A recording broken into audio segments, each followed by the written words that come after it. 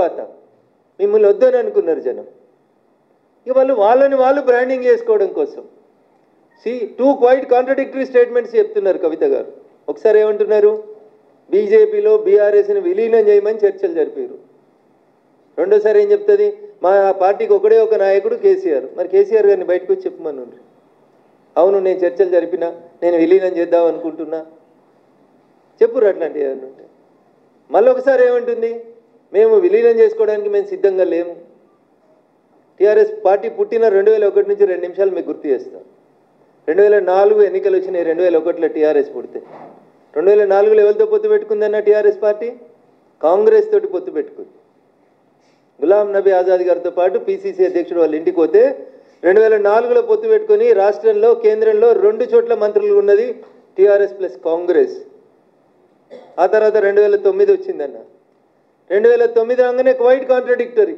అప్పటిదాకా తిట్టిన సిపిఎం తోటి పొత్తు పెట్టుకున్నారు, సిపిఐతో పొత్తు పెట్టుకున్నారు, తెలుగుదేశం పార్టీతో పొత్తు పెట్టుకున్నారు, మహాకూటమి అని చెప్పి పొత్తు పెట్టుకున్నారు. పొత్తులు మీరే పెట్టుకుంటారు. 2004లో ఒక పొత్తు, 2009లో ఒక పొత్తు, 2014 తెలంగాణ వచ్చింది.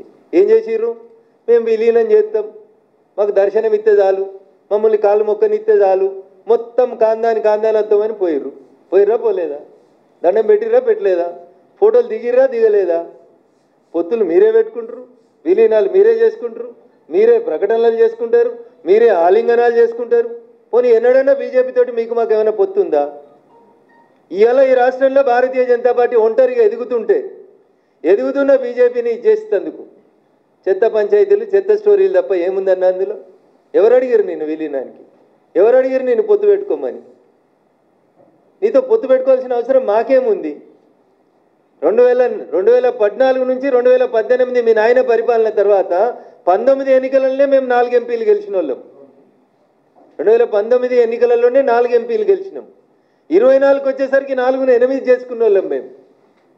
సో భారతీయ జనతా పార్టీ సొంతంగా ఈ రాష్ట్రంలో తన కాళ్ళ మీద తాను నిలబడుతున్నప్పుడు మమ్మల్ని ప్రత్యక్ష యుద్ధంలో గెలవడం చేతగానోళ్ళు, అశ్వత్థామ అథో నరో కుంజరో అన్నట్టు సాటుకుండి అందరు కలిసి ఆలింగనాలు చేసుకొని